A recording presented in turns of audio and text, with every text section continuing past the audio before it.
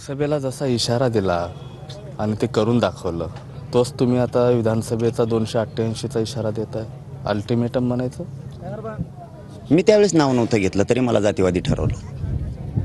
कोणाला निवडून आणा, कोणाला पाडा सांगितलं तरी जातीवादी ठरवलं. म्हणजे आम्हाला लोकशाहीत अभिव्यक्ती स्वातंत्र्यसुद्धा नाही आहे असा याचा अर्थ होतो. आम्ही बोलायचं सुद्धा नाही, त्यांनी बोलायचं पण आम्ही बोलायचं सुद्धा नाही. आम्ही पाडा म्हणलो, ते पण पाडा म्हणतात ना एकमेकाला उमेदवारसुद्धा.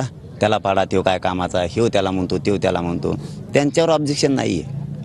आम्ही पाडा म्हणलं की म्हणजे आम्हाला अभिव्यक्ती स्वातंत्र्य नाही. यावेळेस नावच 288ची घेऊन पाडणार आहे. यामध्ये तुम्हाला राजकीय इंटरेस्ट आहे, त्यामुळे तुम्हाला मुख्यमंत्री व्हायचं आहे म्हणून हे सर्व करताय असं ओबीसी चे जे काही नेते उपोषणाला बसले होते, नवनाथ वाघमारे यांनी तो आरोप केला. ते बाकीच्याला मी सांगितलं ना, विरोधक मानत नाही. मुकादम तिकडे येवल्यात. मुकादम हे सगळं करतो, वाटण्या पाडून दिलेल्या आहेत त्यानं. त्यामुळं मला मुख्यमंत्री काय हलवायचं आहे? मी तर आत्ता खासदार झालो असतो.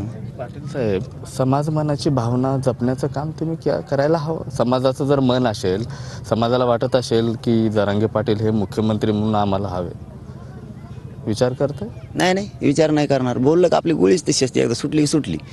खुर्ची दिसली की बदलला असं नसतं आपल्याला. आपलं कसं असतं, बेसन भाकर असलं तरी खायची, गुलाबजामुन दिसले की बेसन सोडून द्यायचं, भाकर सोडून द्यायचं, हे काम धंदा नसतं आपलं. तिला मान आधी. समाजाची भावना आहे त्या अगदी रास्त आहे, परंतु गोरगरिबाचाच होईल ना कोणाच तरी. हो ना, आता मी लय मोठं करणार. समजा जर मला त्यात ढकलीलच यांनी, तुम्हाला मरणाचे उपमुख्यमंत्री दिसणार आहे त्यावर. सगळ्या जातीची एक, मुसलमानाचा एक, दलितांचा एक, मरणाचे तुम्ही नुसते लिंगायत, राजपूत. कॅमेरा पर्सन हर्षल सोबत मी महेंद्र कुमार मुधोळकर, TV9 मराठी, बीड.